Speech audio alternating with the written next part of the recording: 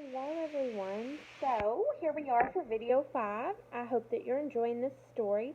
I know that I really am. It is very well written and it is a great historical fiction. Alan Gratz is a great author. I want to do a recap for you since we've got quite a ways in the book. We're about halfway through. Not quite, but we're getting close. And so I wanted to do a recap. We started off the book with Operation Neptune, where we met Sid and Dee. Sid was Jewish, and they made fun of Sid a lot, all through basic training, where they called him Sid the Yid. And then we have Dee Carpenter, who has a secret.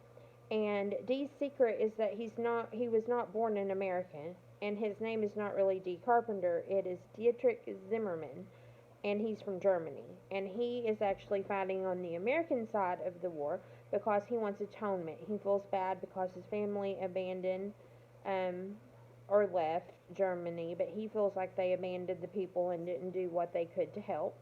And then we move into Operation Tortoise, where we meet Samira and her mother. And Samira actually watches as her mother's taken away while they're trying to help um, a family escape, and they didn't. So Samira decides to take her mother's place and to help the resistance called the Maquis. And so she actually has helped them to derail the train so that the German tanks and the trucks can't get through to fight as quickly as they would. This entire D-Day has a lot of different operations that had to come together to make it successful. And so we are now about to read Operation Tonga, which is 3 hours before the beach invasion, which is where Sid and Dee are. So I'm going to go ahead and get started. Absolutely average. What the heck am I doing here? Lance Corporal James McKay of the 1st Canadian Parachute Battalion wondered. He closed his eyes and held on to his seat for dear life. Poom, poom, poom, poom. German anti-aircraft shells exploded in the sky around him. The twin-engine Albemarle troop transport aircraft that James rode in jumped and rocked. Germany's welcome committee, James thought. They must be over the Channel Islands. They would be over France soon. Then he and the rest of the soldiers in the plane would parachute down into enemy territory. They would be the first Canadians on the ground in the invasion, some of the first Allied troops from anywhere on the ground at Normandy. The top army brass told them it was an honor. James thought it was a death sentence. James was 19 years old, and like many of the other young men in his company, he was going into battle for the first time. James had short brown hair, brown eyes, and one of those unremarkable faces no one could remember. He was average height and average build. Whenever he was told to line up alphabetically, his last name, McKay, put him right in the middle. In high school, before he quit to join the Army, James had solid C's across the board in all of his classes. Even his hometown Winnipeg, Manitoba, was at the longitudinal center of Canada. James was absolutely average. He had never done a single thing in his life to stand out, good or bad. So what am I doing parachuting into France on D-Day, James thought. You volunteered for this, Lance Corporal Samuel Tremblay said, as if reading James's mind. James sat facing Sam across the airplane's lone aisle. Sam was a Cree Indian from Quebec. He was thick-set, with tan skin, straight black hair, and high cheekbones. Nobody forgot meeting Sam. He was definitely not average. Like James, Sam wore a green and brown camouflage jacket, olive green pants tucked into tan socks, and a green helmet covered with little shreds of fabric, meant to help him blend in with the foliage when they landed. James and Sam had been friends since their first days in England training. Now, months later, they were finally crossing the English Channel in a British plane, bound for France, wedged in tight beside the other Canadian paratroopers in their platoon. Okay, yes, I volunteered for the Army, James told Sam. I had reasons. But it was false advertising. They said I'd be defending Canada, okay? I thought that meant, I don't know, watching the Canadian coast for German U-boats, he explained, guarding street corners in Toronto, patrolling the Northwest Territories on Mooseback, Not invading France. How is invading France defending Canada? The best defense is a good offense, said Sam. Okay, what does that even mean? James complained. He shook his head. I just want to get this over and get back to Canada as soon as possible. Why'd you join, Chief? One of the newer recruits asked Sam. Sam turned to the newcomer. The Canadian Army doesn't use the rank of chief, he said, straight-faced. I'm a Lance Corporal, like Lance Corporal McKay here. No, that's not what I meant, the soldier stammered. Then what did you mean, Private? Sam asked. Nothing, Lance Corporal. Frightened as he was, James couldn't help but smile. Ever since Sam had made Lance Corporal just one rank above Private, he had put dozens of soldiers who tried to call him Chief in their place in the same way. And that, Sam said across the aisle to James, is why I joined. Machine gun fire hit the Albemarle, and James and the other soldiers flinched instinctively. Not that there was anything you could do to avoid getting shot on a plane. Transport planes delivering paratroopers had to fly low, at about 1,000 feet, which put them in the range of German anti-aircraft guns and machine guns. The rounds hitting the metal fuselage sounded like trash can lids banging in the alley behind James' apartment building on trash day. Ka-tunk, ka-tunk, ka-tunk! Okay, the crowds are shooting at me. Honest to God, shooting at me, James thought. He closed his eyes and tried to take deep breaths. What reasons? Sam asked.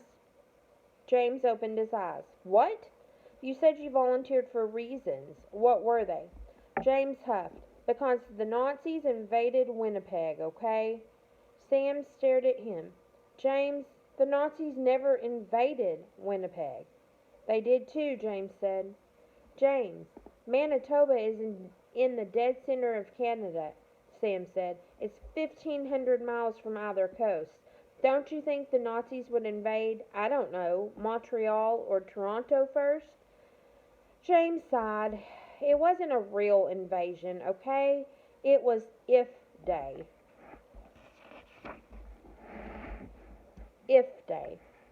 James thought back to the day 2 years ago. It was February in Winnipeg, a month when the temperature never got above freezing. The snow was already piled up head high on the sidewalks, and the Red River was a 3-mile sheet of ice covered with skaters and ice fishermen every weekend.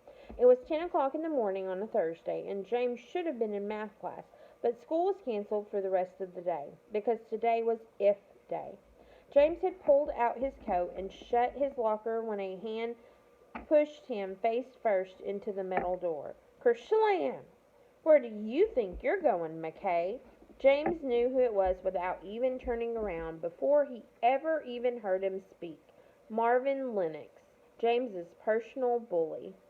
Everybody else forgets who I am, James thought, so why can't Marvin Lennox forget? Marvin gave James a quick punch to the lower back, and James arched in pain. He turned, ready to try to fight back, even though he knew it was a lost cause. Marvin Lennox could beat James up on his own, but standing behind him were Marvin's 4 stupid buddies, too. Marvin and his gang were a year ahead of James, and they were taller and stronger than he was. They were all on the football team and wore their orange and brown football sweaters instead of blazers to school. All of them wore their ties permanently loosened and rolled the cuffs up on their pants to show how cool they were. Like Marvin Lennox, they all had their dark hair slicked straight back on their heads like Humphrey Bogart. James tried to get free, but Marvin pushed him against the lockers, and his hyena pals laughed. Let's break it up here and get downtown for if day, a teacher said, walking past. Marvin released James and waited for the teacher to move on before leaning in again menacingly. Sorry. How about this for if day, Marvin said. If me and my boys see you downtown today, McKay, we'll kill you, and there ain't nobody gonna save you. Marvin and his gang walked away laughing, and James slumped up against his locker. The easy thing to do would be to just go home and hide, but if day promised to be the most exciting thing to happen in Winnipeg since forever. James pulled on his coat and ran for the door. He was just going to have to chance it. The first sign that anything was different were the radio broadcasts. James heard one as he cut through the Eaton's department store to stay warm. The place was empty, and all the clerks who had to work were huddled, wide-eyed, around the store's radios. "Attention, citizens of Winnipeg," said a radio announcer with a German accent. "Your city is now under the control of Third Reich. Adolf Hitler is your Führer now." James' heart leaped. It was starting. He ran to the revolving doors on the far side of the store and pushed his way out, and then pushed his way right back in again when he spotted Marvin Lennox and his gang across the street. He flung himself behind a stand of mannequins in the window where he wouldn't be seen, and bumped into Charles Hill, a freshman who wrote for the school paper. "Oh, hello," Charles said, straightening his glasses. "I was just shopping for clothes." James glanced up at the mannequins they hid behind. Lady mannequins wearing long evening dresses. "Okay, I don't think it's your style, Charles," said James. He peeked out from behind the mannequins looking for Marvin Lennox. "Are they gone?" Charles said. "You hiding from Marvin Lennox too?" James asked. "He's not happy about the article I wrote about this football team's loss to Kelvin High. Like I'm the one who fumbled on the 10-yard line." "Okay, looks like they're gone," James said. "See you, Charles." James left the store and ran for the riverfront. An air raid siren suddenly blared, making him flinch, and he watched as planes with German Luftwaffe insignia droned by overhead. James saw his first Nazi in a city park. There were dozens of them, hundreds of them. Some of them wore the all-black uniforms of the SS, the dreaded secret police who made people disappear. More of them wore the gray-green uniforms of the rank-and-file German soldiers. There were even tanks. James joined the crowd of Winnipeggers gathering to watch. The crowd buzzed with excitement, and James hopped up and down. They were all thrilled because they knew this wasn't a real Nazi invasion. It was IF Day. The Canadian government wanted people to buy victory bonds to fund the war effort and to volunteer to fight. But even though the war in Europe had been raging for almost 3 years now with no end in sight, Europe was a long way from Canada, and it was hard for many people to understand why they should care. So Winnipeg decided to stage IF Day, an elaborate spectacle designed to show people what would happen if, one day, Nazi Germany invaded and conquered Canada. The planes overhead, Royal Canadian Air Force aircraft painted to look like Nazi planes. The German radio broadcast, scripted. The Nazi soldiers, actors, their uniforms rented from a Hollywood production company. James and everyone else had read all about it in the newspaper for weeks, and now it was finally happening. The crowd cheered at something, and James climbed up on the cold, slippery base of the lamppost to see. Canadian soldiers had arrived to face the Nazi menace. The two sides broke into a choreographed battle, firing blanks at each other and pretending to fight hand to hand. Medics ran through the battlefield, dragging the wounded to medical tents. Anti-aircraft guns fired big, booming blanks at the airplanes overhead. "This is terrific," James thought. It was better than a war movie. "Mackay!" Marvin Lennox cried. James tore his eyes away from the show and searched the crowd. They are pushing their way toward him through the spectators were Marvin Lennox and his boys. Stronger together. James hopped down from the base of the lamppost and crouched low behind the adults, looking for a place to hide. But hands grabbed him and pulled him back up. It was Helen Wilson, a popular girl in his class. James blushed. "Oh, hi, Helen. Helen shushed him and turned him around to face the show. She stood right behind him as Marvin Lennox and his boys ran past, still searching for James.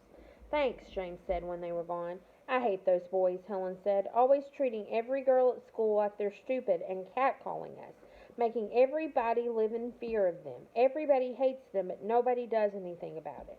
The crowd oohed. The Canadian Army had lost the battle. The Nazis had control of Winnipeg. Boom! A cloud of smoke and dust shot into the air as the Nazis pretended to destroy the Maryland Bridge. The Nazi soldiers in the park came after the spectators to arrest them, and the crowd scattered. James lost track of both Helen and Marvin in the chaos. The actors, dressed as Nazis, spent the rest of the day terrorizing the town. They stole lunches from workers in the Great Life Insurance Building. They boarded city buses and demanded to see everyone's papers. They closed Winnipeg's churches and arrested the priests. Clank, clank, clank. James watched as a tank, an actual tank, rolled down Portage Avenue. James ended up near his father's office building, and he watched in horror as Nazis dragged his father down the steps to a waiting truck with all the other lawyers. "Dad!" James cried. "Dad!" A German soldier held him back. "He's being taken to the internment camp at Lower Fort Garry. You can pay for his release there." James knew that this was all an act, that the Nazis were Canadians in costumes, and that important Winnipeggers who were arrested had to donate money to the war effort or stay in jail all day. But it was still shocking to see his father dragged away against his will. James caught sight of Marvin Lennox and his boys up the avenue and took a detour. At the public library, he saw Nazi soldiers burning books in a bonfire, books the library deemed too worn out to read anymore and had donated to the cause. Workers replaced the street signs on Main Street with signs reading Hitlerstrasse, Hitler Street, and Winnipeg Tribune changed its name to the Winnipeg Lie Sheet. James watched with a chill as the Union flag over City Hall came down and was replaced by the red, white, and black swastika of Nazi Germany. "It must not happen here," the mayor cried as he was hauled away. "Buy victory bonds. Volunteer. We're stronger together.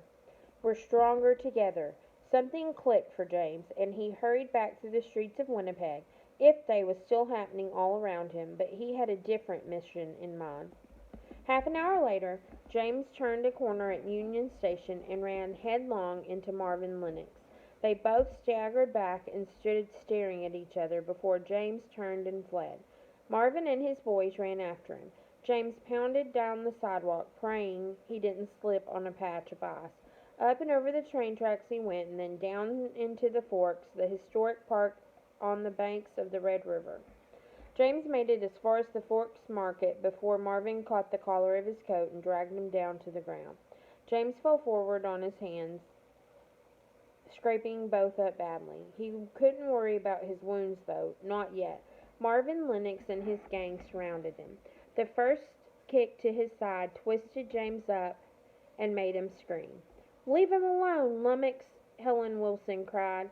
Marvin Lennox and his boys froze. Helen stood a few yards away, along with Charles Hill. Marvin laughed. "Or what, Helen? You and your 4 eyes are going to sass me to death? Or we do to you what you've been doing to us, for the rest of us, for years," Helen said. From behind the bushes and trash cans and snow piles came almost 30 other students from their school. Boys and girls from every clique, every club, every class. Over the last half hour, James had collected them all here in the Forks and brought Marvin and his gang right to them. "What's this, the Losers' Brigade?" Marvin joked. His boys laughed, but less confidently now. "Every one of us has been bullied by you and your pack of idiots, Marvin Lennox," Helen said, "and we're here to finally put a stop to it." Helen advanced on Marvin's gang, and the other students, emboldened by their numbers, stepped forward with her, closing in. Marvin and his friends backed away until James was surrounded by his allies. Charles and another boy helped James to his feet. "Fine, you win," Marvin said, "but the next time I see you, McKay, you're dead meat." "No," said Helen. "If you hurt one of us, jeer at us, so much as look at one of us cross-eyed ever again, you're dead meat, and that's a promise." Marvin laughed and pulled his crew away, trying to make it look like he was done with them, but it felt like a victory for James and his friends. They broke out in smiles. He could feel the relief pouring through them. "You think it'll work?" Charles asked. "For good?" "No," Helen said. "Marvin'll try us. He has to save face. So we have to be ready to fight." "We will," James said, "and we will win. We're stronger together." And they were, if Day had taught him that. which was why that spring when he turned 17, James had volunteered for the Canadian Army. Ka-tunk, ka-tunk, ka-tunk. Tracer bullets hit the fuselage of the airplane, bringing James back to the present day. He held his head as the plane spun and dove sickeningly. The soldier next to him threw up, either from the motion or nerves, or both. "You're not going to tell me what if day was?" Sam asked from across the aisle. "Never mind, okay?" James told Sam. "It's a long story."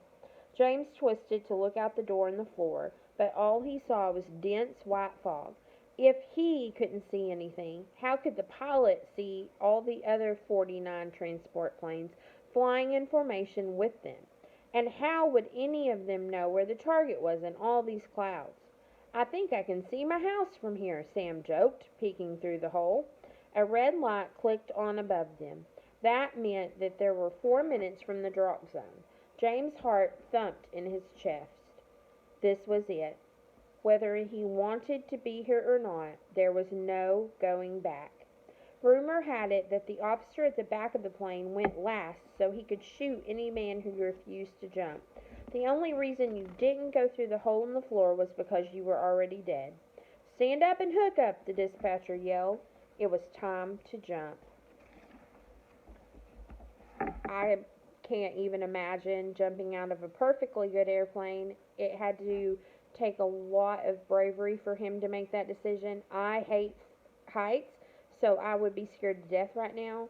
And I'm very impressed that he was able to take the saying, "we're stronger together," and put it to use to help him to fight a bully. And he didn't fight with his fists, but he fought with um, strength in numbers. And he used what he learned from that phrase, "we're stronger together." And that's why he joined the Canadian Air Force. And so we are at 22 minutes for this video. So I think we're going to go ahead and stop while we're at a good stopping place, because we'll still be in Operation Tonga, but we're in the chapter labeled Green Light, which is on page 92. So pages of this, if you're following along in your own book, are pages 72 to 92 for video 5. And I'm going to go ahead in just a few minutes and record video 6 and go ahead and get it up there. That way you guys don't have to wait. I hope you're enjoying this book. So far we have met Sid, Dee, Samira, and then now this is James and James's friend Sam, who he's been talking to. So I hope that you're enjoying this, and I will see you in video 6.